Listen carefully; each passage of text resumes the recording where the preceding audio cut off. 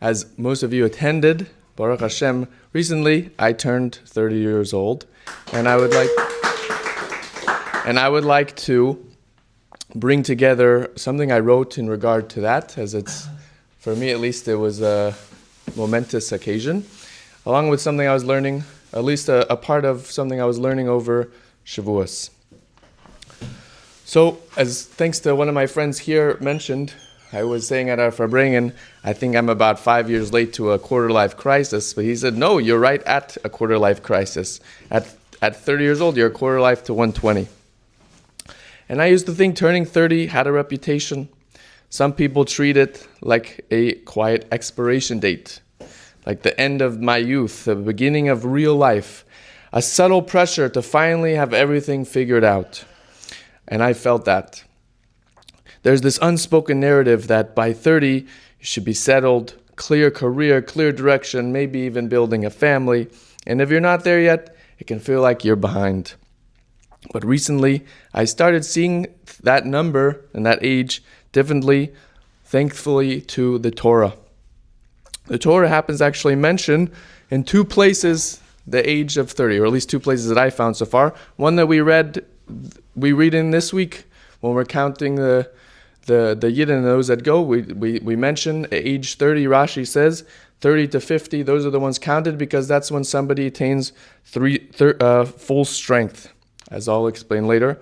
But another place we mention is that the Torah goes out of its way to tell us that Joseph HaTzadik, was 30 years old when he rose to power in Egypt.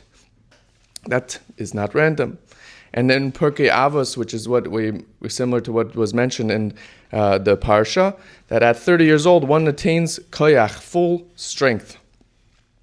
Not just physical strength, but the kind of strength that actually matters, the strength to carry on responsibility, to stay grounded under pressure, and to pursue something meaningful without constantly second-guessing yourself. And it made me rethink everything about this age. Because when you look at Yosef's life, it wasn't just the beginning, it was when he finally was able to reveal everything that had happened in his life with his brothers, selling him. He was into the pit, and then he went to Egypt. So much confusion, so much betrayal. He was in prison. You know, it's a time you could just give up, but it makes an emphasis to point out that at 30, that's when he was ready. And maybe that's what this age really is. For those that will soon be there, or those that are already there, can embrace it. That when all the work that we've been doing, even those years in yeshiva, most of us come in at some age in 20s or young 30s. We're doing a lot of work physically, mentally, spiritually. And those things start to integrate. And we stop chasing everything and we start choosing what actually matters. So we have this kind of more clarity, direction, and still things we're building and we're growing into, but it doesn't feel like pressure anymore.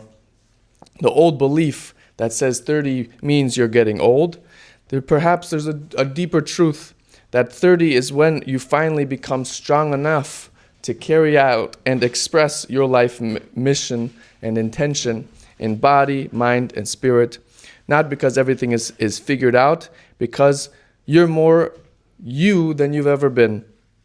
And that changes everything. 30 isn't the end of youth, it's the beginning of strength. And I think this perspective we can also bring out in what we were learning over Shavuos, in that we have a mitzvah, and we read it at the end of the Parsha on the first day reading on Shavuos, is that it says, "V'lo ta'ala b'mailas al mizbechi asher lo tigla ervascha alav." You shouldn't ascend on steps on my altar so that you don't reveal your nakedness. The Rebbe explains the difference between steps and a ramp. That when a person goes up steps, this is your reason, by the way, all those who hate taking the steps, here's an opportunity to have a good reason why. That steps represent a darga, a level.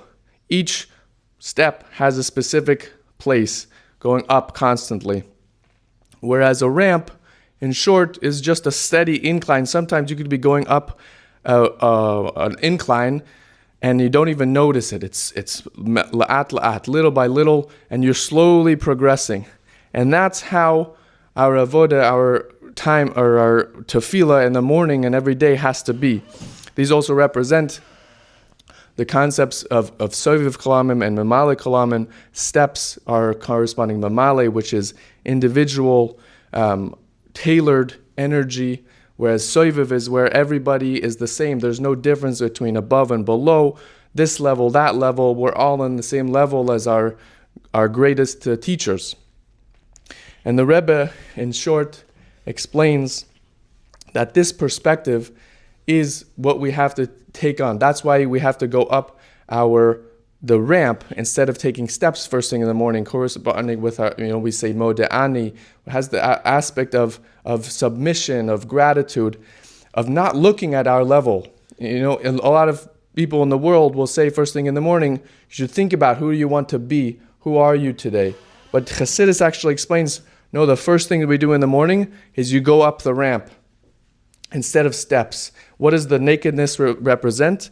Nakedness represents that if we're first thing in the morning, we're thinking about our levels and where we want to go and all those details, we're going to expose our nakedness. We might see where we're not worthy of being at these super high levels or receiving the Torah or aligning with Hashem.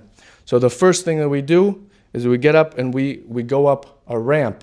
We go little by little and we follow things out with Kabbalas Ol, with Mesiras Nefesh, with just that pure connection with Hashem, where we're all worthy. That's the perspective of taking a ramp of Soviv Kol. And with this perspective, we can also see in anything in life, whether it's a change of a decade of life, like myself turning 30, or somebody embracing a new place of getting married, those who need a shidduch should get a shidduch, or any other new stage in life-changing direction. Remember to take a perspective of a ramp rather than steps. So l'chaim, may we all continue to receive the Torah new every day and rejoice with Mashiach Tzidkenu today.